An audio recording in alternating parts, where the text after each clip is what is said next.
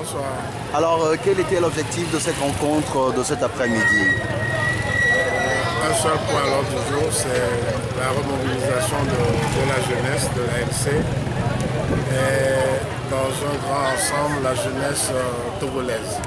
Voilà le seul mot d'ordre que nous avons ce soir au meeting de l'Église.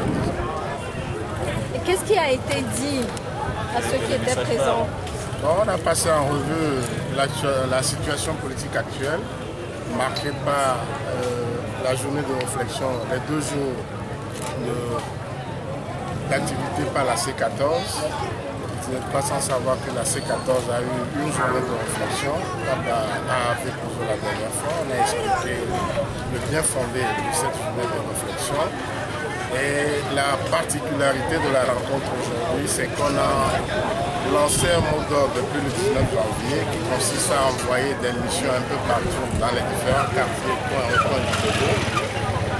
Une première partie de ces missionnaires-là sont revenus. On a voulu jouer la transparence absolue.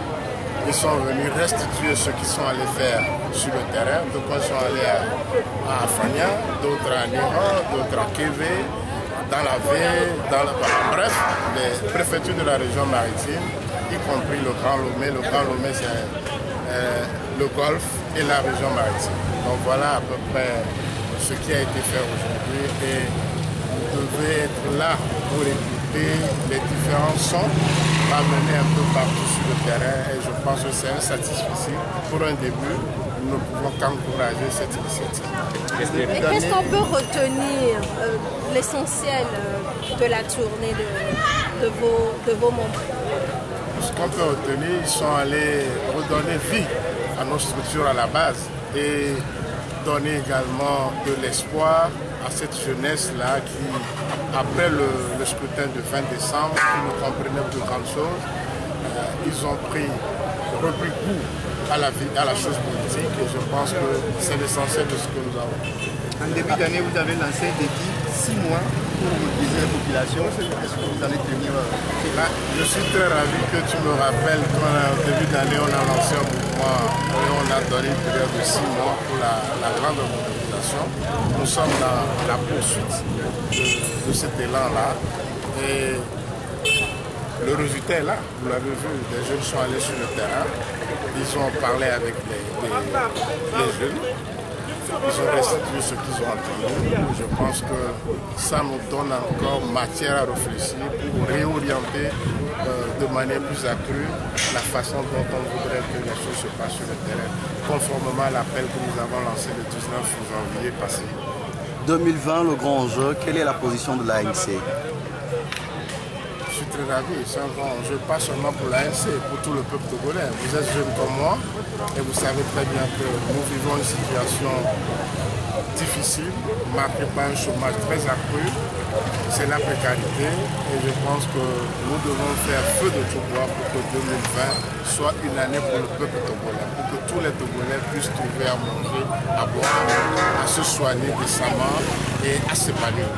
Pour l'instant, nous vivons une situation très compliquée, marquée par la gouvernance de M. Faure Gnassingbé, qui est très catastrophique.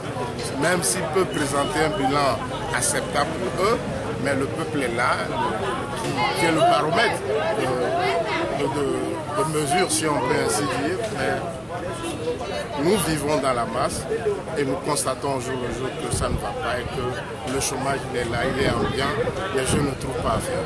Pourquoi pensez-vous que M. Faure Gnassingbé ne devrait pas se présenter à l'élection de 2020? C'est une question de logique.